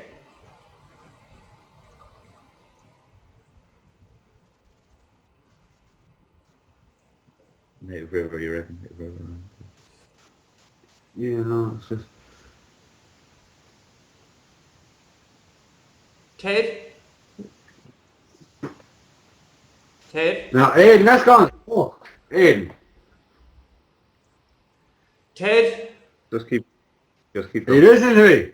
Yeah, I'm listening to it. Now, Ted, you reckon Native Yeah. River there will have a good shout of coming up the hill and beating Q-Card and like the Size and John, you do? No, I don't. Oh, That's what I'm trying to tell you. oh, for fuck. I thought you were back in Native River, no? No. More of that. Right, can we go again, so lads? This is the final Yeah. fucking time. Take fucking Yeah, 19. go again with me, right? Who are you backing, Ted? I'm backing more of that, Hayden. I'm backing more of that John O'Neill's. Right, JP okay. McManus. Okay, here we go, so. Right. And I suppose, lads, we look ahead to the biggest race of the festival, the Gold Cup. You got the likes of Q-Card there, 3-1. You got Native River, 4-1. Been backed in, I suppose. Colin Tizard had a disappointment with Tisselcrack. Been injured, unfortunately. Who was our banker of the festival? You got Jack Adim, who had never back again. I can tell you, let me down a couple of times. Mike, are the Q-Card, Native River, and Cheltenham? Are you going with any of them, or do you reckon someone else will win the Gold Cup? No, I'm staying away from them. My money's down on Size and John, 10-1. I think it's fantastic value. The last time out was very impressive. This looks like a horse in form, and I think the tactics were spot on the last 2 times, and the tactics played specifically. Fuck you! I'm gone now. It's gone. Do you want to start with Ted first, and then once he's happy with his, then I can just fucking shoot on then. Right, I'll go again, lads. I'm telling you, I'm pissed here now, but I'll go again. Right, okay, for the ninth millionth time, let's get this going. No, you caught me off there, because you yourself and fucking James agreed there that he was going first, and then you asked me first. So I was kind of fucking, I'm sitting back there texting me missus. Okay, I'll go again there, lads, right? And I suppose, lads, Yeah. looking ahead to the Gold Cup, I suppose, the biggest race of the festival. You got the likes of Q-Card there, 3-1. Native River, 4-1. You got Jackie Deem, who I won back again, let me down last year, finishing second. And Outlander, Size and John, Empire kind of story there at 10 or 12-1. Ted, this Q card is 3-1. Will anything beat it, Ted? It will surely, Aidan. And tell me what, Q Ted. card year has come. I'm going to tell you to back more of that. More of that, Ted. Previous good form this year, but not great, Ted. It's 12-1 at the moment. Why will it beat Outlander, Ted? Looking back to his last race there in the Lexus, and he was coming cruising behind the boys at the last, and down he came. He fell the last time out, Ted, did he? Well, he unseated Aidan. So he fell, Ted. No, he unseated the jockey. So he's shy, Ted, is what you're telling me. Yeah. So, Oh, such a disaster. so more of that is shy, Ted, but you reckon he'll win the old Gold Cup there, Ted? He will, and he'll stop half of the run and have a big shite too. So, your tip for the biggest race of the festival, Ted, we're going for a fella that fell last time out, are you? Not? Well, So, Ted, the last time out he fell, he's going to perform better this time, is he?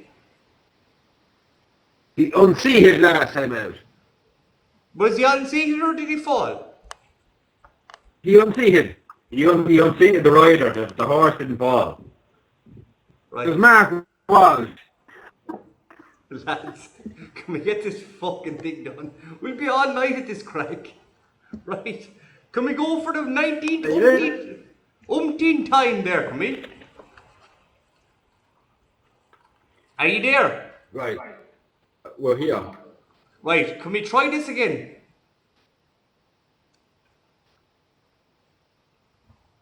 Yeah, go. Right, here I go. Give me a bit of a break there.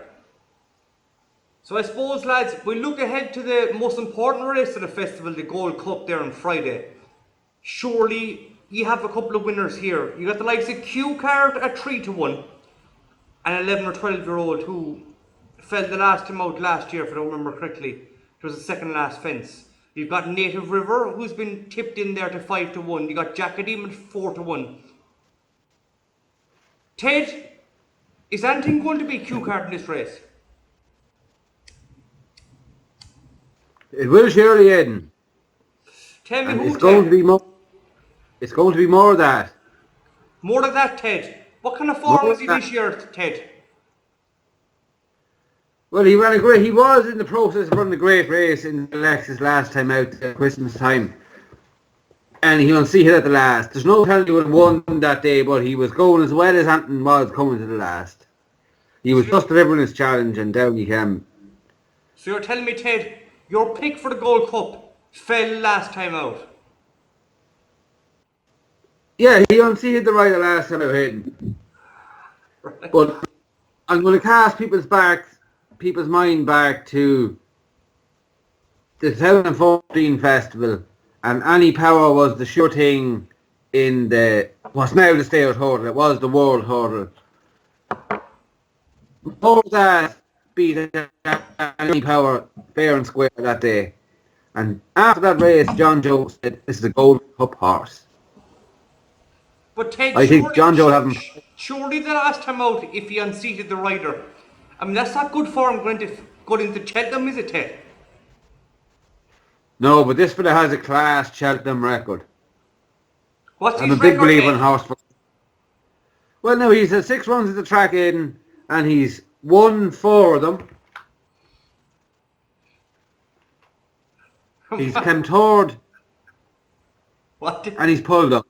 So, and when was he pulled up, Ted? I'm reading your bollocks, yeah. The 12th of November. So he's pulled up recently, Ted, and he fell the last time out. But you reckon this horse is a sure thing for the fucking Gold Cup? Oh yeah, I'm telling you that, Aidan. How many points you having in Ted? I'm having 2 each way. So you're wasting 4 points there, Ted. And, and, and more of that. Mike, can you give me something better than fell the last time out and fucking is shite? Bad as hell. Are we still? Are we still talking about that fucking cutting race? Mike, the Gold Cup, let's get serious here now, Mike. Ted is going for a stupid bet there on more that. The last time the rider unseated him, he's got previous course and distance form of not winning, which is ideal as I suppose we've clarified before. But did he win it? 4 times out of 6, right? Right, he won 4 times out of 6. But did he win at Cheltenham, lads? Yes! 4 times out of 6 races at Cheltenham he won. But did he win at the Cheltenham Festival, Ted? Yes, he beat fucking any power in the world hurdle. Oh, well, my apologies, Ted. I didn't do enough homework for that. Right. I done my homework. Don't fucking laugh at me. Right. Okay, so that cunt won a couple of times at Cheltenham, beating any power. And he fell the last time out there on seating the rider, which is ideal, I suppose, as you could say. Come here, Ted, tell me, how did the rider look when he came off him the last time? Probably that I'm fucking looking now. Was the rider... Aidan, you're getting confused there. Was the rider looking confident? Was the rider looking confident as he fell off him the last time? Aidan, you're getting a bit confused there. The horse didn't fall. The horse fell. The result stands as the horse unseated, like the jockey fell off. Yeah, it doesn't matter what the jockey does. The result isn't what the jockey did. It's what the horse did. The horse unseated the rider, not the jockey fallen. The result was he unseated the rider. Yeah, I'll start again, so. The fell. The jockey fell. Okay, I'll start again. Ted, the last time out, the rider got unseated. Tell me, how did he look when he was falling off that horse, do you reckon will win the Gold Cup?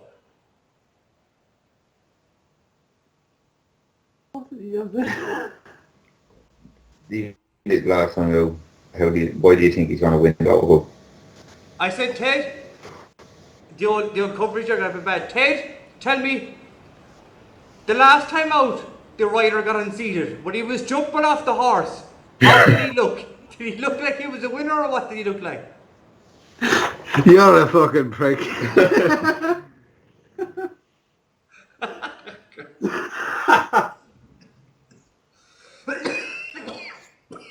Right, lads, come on, seriously, get this fucking done. I want to go to bed. Same as that. We start again, we? I suppose we're going to have to. Come on, lads, I want to go to bed. Right, Aidan, are you listening to me now, right? Have you a pen and paper? I do. Right. More of that. He won 4 times at Cheltenham. That was 6 runs. No, but most importantly, do not forget this. Right? More of that beat Annie Power in 2014, and he beat her in the World Hurdle. It was the Ladbrokes World Hurdle at the time. After that race, John Joe Neal says, this is a Gold Cup horse. He said that on live television.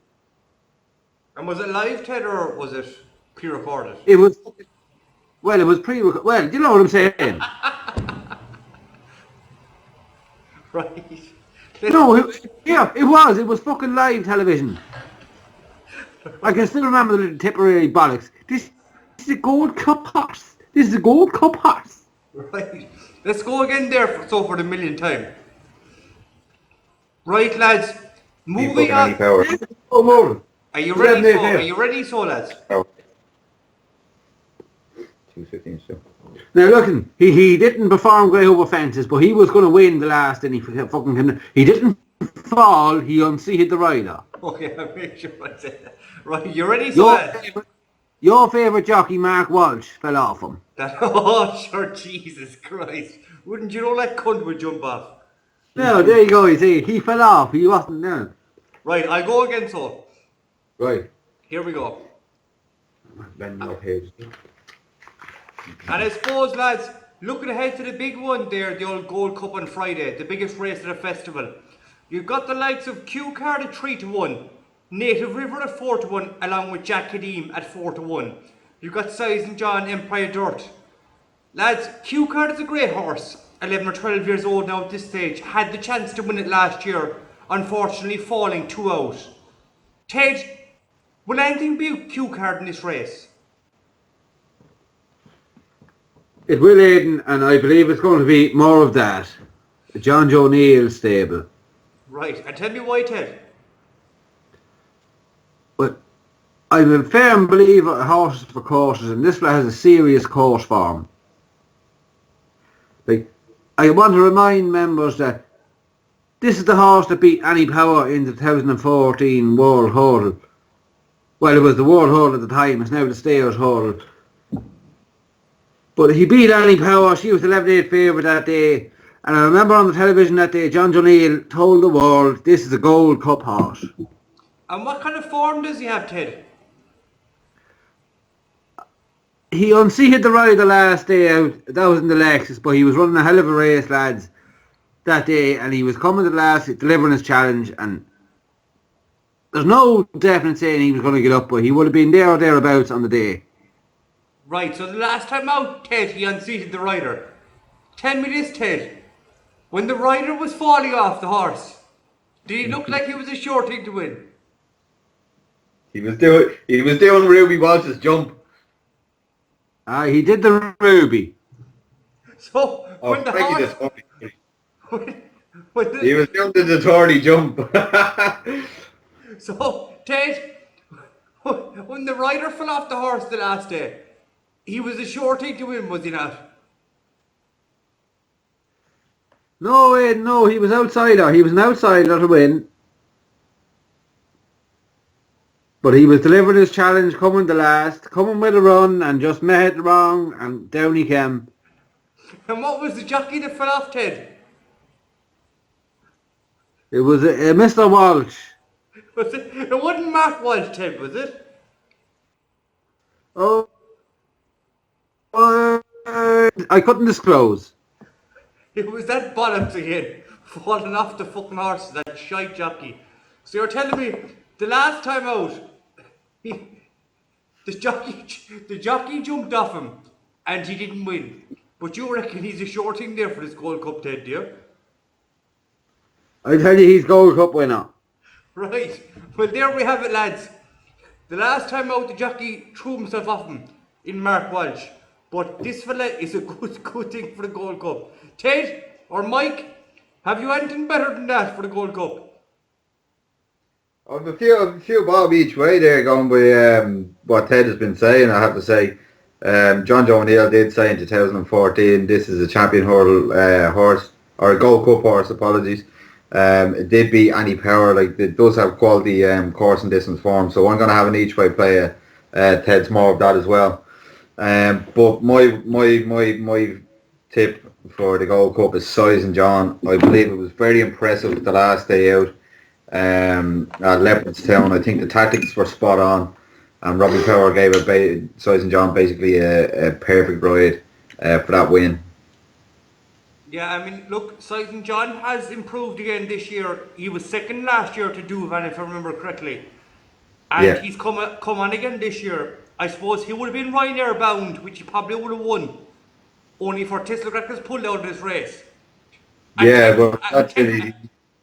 They obviously know they have a chance now. Yeah, 10-1, Mike. That's surely a good each way bet, is it? Oh, cracking each way bet. There's great value there in 10-1 on Size and John to win the Gold Cup at Cheltenham. Yeah, my banker bet at the festival though would be Size and John to place. I do think Size and John will win, but I think if it does get beat, it'll be beat by a short head or the bob line. Yeah, I mean, look, Mike, I'd like to agree with you there again. Look, more of that looks a good horse. Ted, all jokes aside, I know we had a bit of joke there with the horse falling off the last time, but it does look good each way. But Size and John there looks the winner to me. Look, We've got Size and John to beat Native River. I know, Ted, you like Native River as well, and you're probably going each way there on more of that. Ted, how many pints of more of that you going? I'm going to go a point each way, Aidan, on more of that. 20 to Yeah, 1. I wouldn't argue with that. And Mike, how many pints on Size and John? I'm going with a bit of a different bet. I'm not going each way because I think there's going to be cracking value in the place bet for Size and John as well. So I'm going to differentiate my stake. I'm going to go with 2 points on the win at 10 to 1, and I'm going to go 5 points for the place. Right, the place bet is likely, Mike, is it not? Just under 2 to 1, probably at the moment the way the odds are working out. Yeah, I'd say that, and a lot of members are probably wondering why I'm not just going each way. Just to those members quickly, each way means you have to stake the same amount on the win as you do on the place, with separating the bets and doing the win one amount and the place a different amount. You have more of a chance of landing a profit because the more likely event is a place. So when you're going to lump on the place and go low on the win, you're a winner right away for places. Yeah, no, that's good betting there, Mike. I mean, look, if I'm going to call the Gold Cup here, lads, I'm going to go Size and John 2 points at 10 to 1. And my outsider will be Bristol de Mai, who has run a couple of poor races. There was an injury apparently, I suppose, called for the reason why Native River fucking ramped it home there 2 times out there, not last time, but the time out before. Bristol de Mai at the moment is 20 to 1. I'm going to point each way on that, and I'm going to 2 points win on Size and John at 10 to 1. I reckon there's a couple of winners there, lads, is there not, in the Gold Cup? Yeah, Size and John, lads, that's it. The only one in the race. Yeah, I mean, look, I'm not going to say it's a couple of cracking good bets, because I've mentioned that fucking 5 million times. But I will say there's a couple of nice bets there now for people to listen up to and have their own tilt off it. That's the Cheltenham Festival covered, lads. There's only one thing else to look at, and we're going to go, I suppose, a banker, a Cume, and an each way a Cume. Mike, will you tell me about this banker, a Cume, do you reckon will land? Well, this is one that we put together between the three of us. It's probably the most obvious bet of the festival, but for those that didn't think of putting this little treble together, it pays 3.2 to 1. It's Altador, Duvan, and you know what I mean, Harry, all to win in the treble.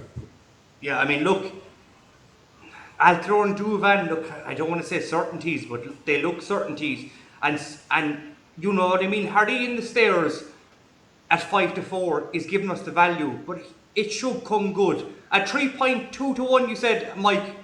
How many points That more than that? was it, 1.1 to 3 for Altador, 1 to 3 on for Duvan, 11 to 8 for, you know what I mean, Harry. That was the best odds that we could find online, and that's the best treble we could get odds-wise for people out there.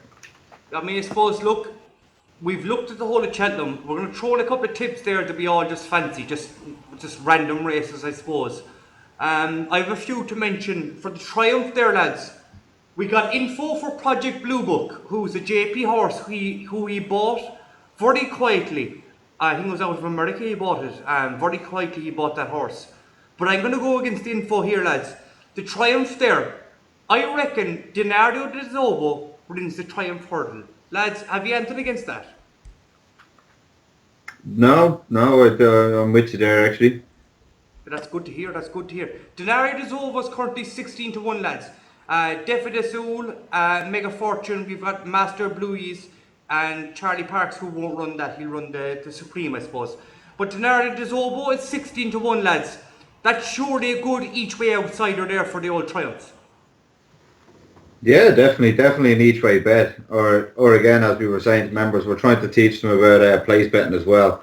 For when you think the chance of the win is a lot slimmer than the chance of the place. Sometimes the place bet is the best option. Save you losing the win side of your bet. Yeah, to be honest with you, Mike, look, I'm going to put my head on the line here.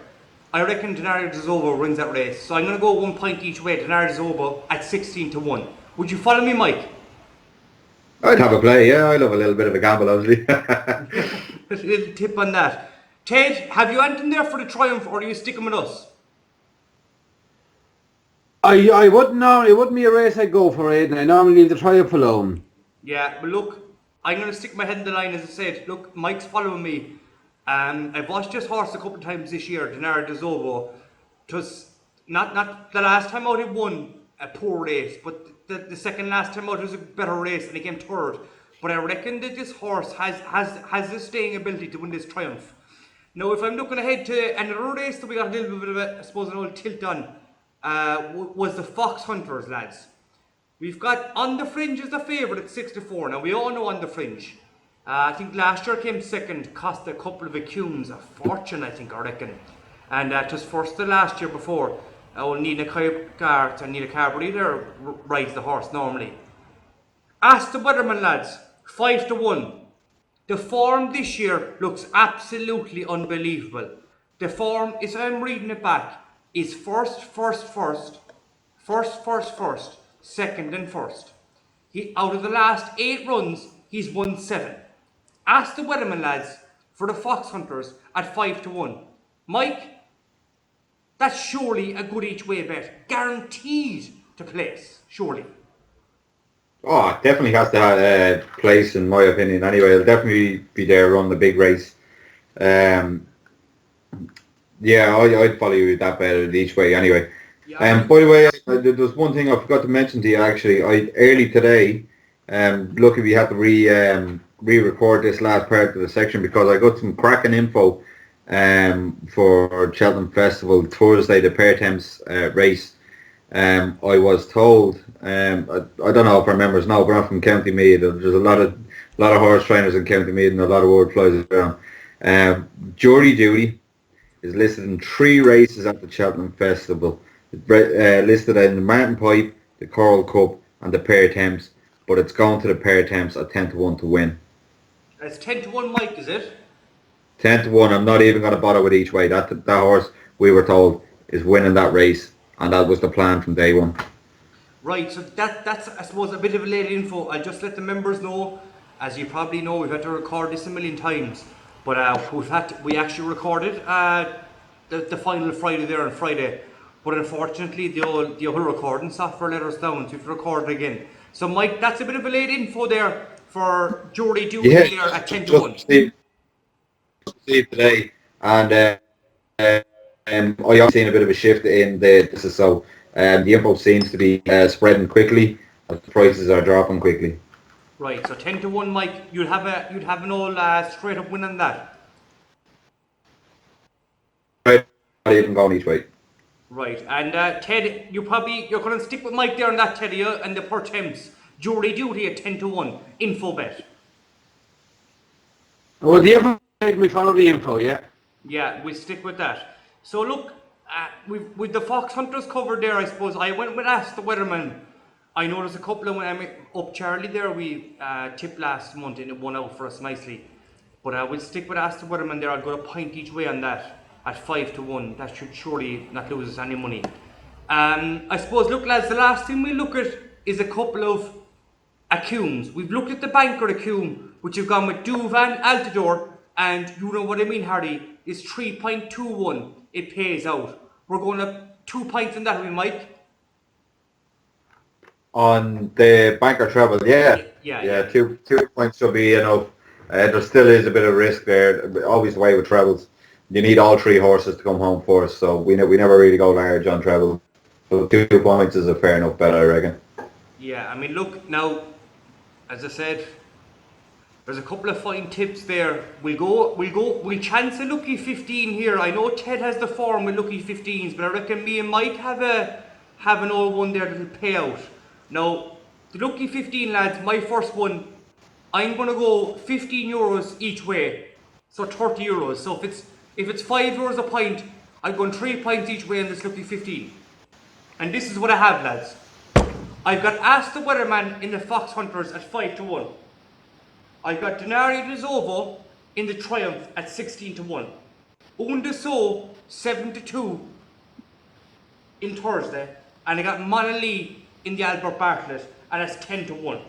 I'm going to go €15 each way, lads. €30 total bet on that lucky 15. Mike, have you a lucky 15 for me? Yeah, indeed. Indeed. Actually think there's guaranteed profit off this. There's at least a winner here anyway, and they're all decent prices. I reckon there's a couple of places. I think there's definite profit to be made off this. I have first up Size and John in the Gold Cup at 10 to 1. Jury Duty, strong info we got at 10 to 1 in the pair temps on the Thursday.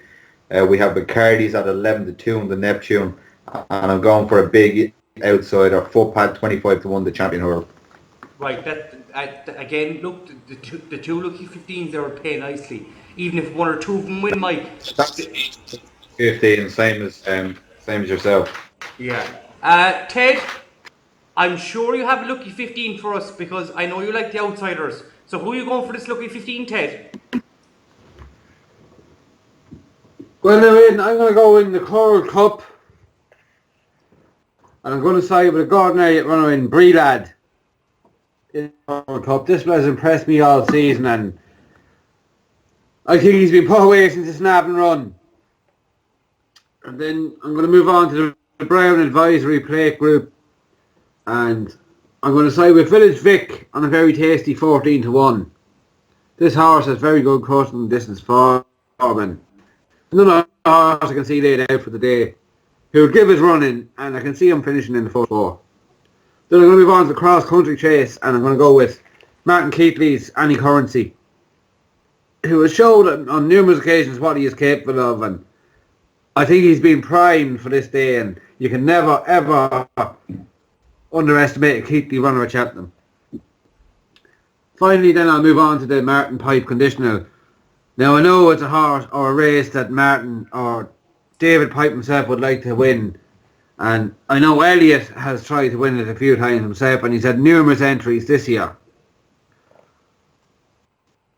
But I'm going to go with Trevor Hemmond's own runner in Hawk High. Hawk High was a festival winner last year,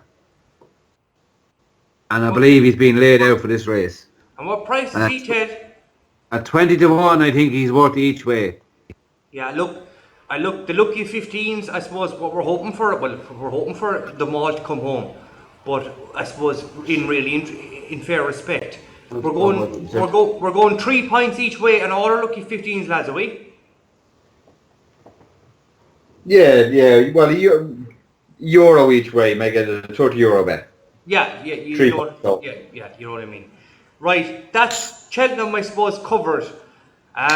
Looking ahead for the year, lads, we've the new website on the way and the new app on the way. I suppose it's going to take us to the next level. Mike, are you fairly confident of this Trojan Tipsters page? We're looking to, I suppose, destroy the competition this year, are we not? That's it. The goal from day one was always to be the biggest and best service on Facebook. We already know we're the best service on Facebook. It's just a matter of becoming the biggest, and that's what 2017 has in store for Trojan Tips. We will be the biggest on Facebook and on social media. Yeah, as you probably know, Mike, there's plenty of improvement there to be had. This is our first podcast. I suppose users will take it with a pinch of salt. The old equipment isn't the best, lads. We won't argue with that. But all we want to do is get our point across. Gambling is about having fun. But I think at the end of the day, gambling is about winning money, is it not, Mike? Oh, definitely, and that's why lads like this are in business. We know what we're talking about. We know how to make a few bob off playing the betting system. So this is what we do. This is how I make a second income for myself. I don't need a second part-time job or anything like that. I have a bet. I win a race, and that's an income enough for me. So I thought maybe there's other people out there that needs this kind of thing in their life, whether it just be to help with the bills every now and again, whatever. That's what we do. Yeah, look, it's a hard game, and you have to be involved in it 24/7. I'll speak for the three of us. We watch every race, don't we, lads? We give notes on every race. If there's any horse there that comes home well or whatever the case may be, we're always looking at every race. It's a hard service to be involved with. There's a lot of people doing it. The point system is vital for us. And I think this month with Cheltenham, we're gonna sort the men from the boys, and then next month then with the new website and new app, it's really gonna kick on, isn't it, lads? I'm excited for 2017, are you not? Yeah, fucking dead right we are, yeah. I mean, look, that's the first podcast we've ever done. I'd say we made a few mistakes, did we not? I'd say, lads, we did. I'd say we did. I suppose it's thrown around. A lot of course and effort and blinded and sure. Too many drinks had, I suppose. Yeah, there's a bit of editing there that went wrong, but look, come here. We're only learning as the time goes on. But what we're not learning about is picking winners, because that's what we do on a daily basis, Mike, is it not? That's it. Trojan Tips, man. A lot of the members will tell you that have been here for a while. It's not about the quick fix. It's about the long term, and that's what we provide. It's a long term profit service. You're not going to get one day that just clicks and that's it. Everybody signs up and expects that every day. We're not one of them services. We're long term profit. Yeah, I mean, look, it's a long-term game, this horse racing. You have to... This gambling game is a long-term thing. It is. Even the couple of gamblers, I won't mention fucking David Hayter last night. I won't bother mentioning him. Get in, Belly. And you would belly you bastard. It's like this, Aidan. And I'll tell all our members, it's like this. When a fisherman goes fishing, he doesn't catch all the fish in the sea. He doesn't, Ted. I can tell you, that's no true statement. Lads, I will just say I've worked with you for the last 2 months. It's been torture at times, but it's been an absolute pleasure at times. Our first podcast is done.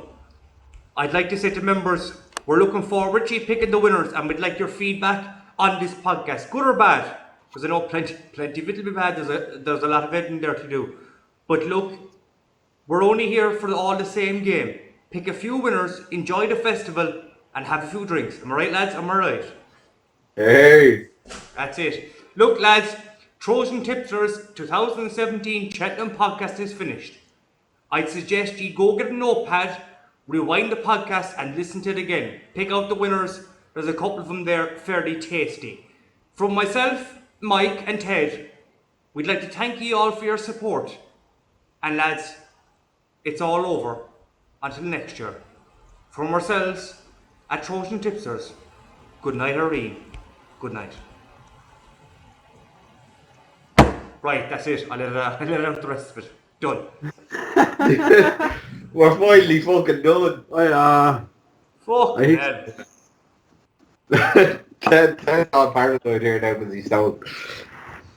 Jesus, lads, that was fucking painful. Lads, that might get enough views that we actually might make money off that as well on YouTube. Yeah, probably is the dopiest pair of cunts that ever came across. Huh?